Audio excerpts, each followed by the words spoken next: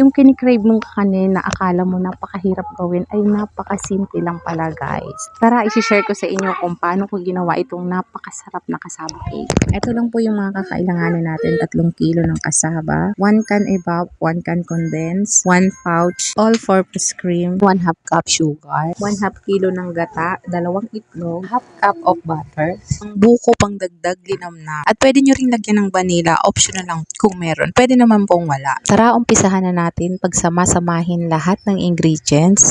Binuhos ko muna dyan lahat ng liquid ingredients bago ko naman sinunod yung itlog at yung butter. Tapos nung nahalo ko na ng mabuti, dun ko naman sunod na nilagay yung buko at hinalo ko ulit ng mabuti para pantay-pantay yung lasa niya at walang matabang. Nung matapos kong haluin yan ay iniwan ko muna saglit para mag-prepare naman ang paglalagyan nitong kasaba cake natin. Ito po pala ay i-steam lang natin, hindi natin i-bake.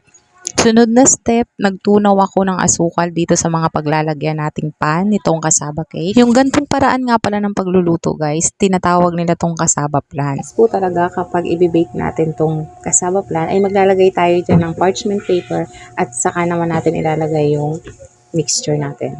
So ngayon dahil wala tayong available na oven, i-steam lang natin ito.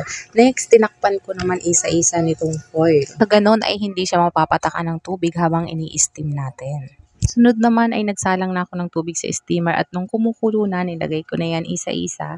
Pinagsabay-sabay ko na nga palang isalang ito dahil medyo matagal po natin itong isasalang. Matapos yung medyo matagal na paghihintay, pagkatapos ng 1 oras, chinek ko na kung luto na siya at ayun, luto na nga.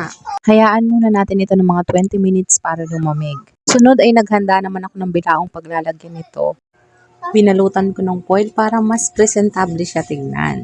Katapos ng ilang minuto, malamig na tong kasaba natin. Tinusok ko lang ng spatula yung bawat gilid niya at itinaob ko na sa bilao. Para sa huling step, kinayura natin ng cheese para mas masarap. Diyan po nagtatapos ang ating recipe. Sana nagustuhan nyo. Huwag kalimutang i-like at i-share. Hanggang sa susunod na cooking series natin.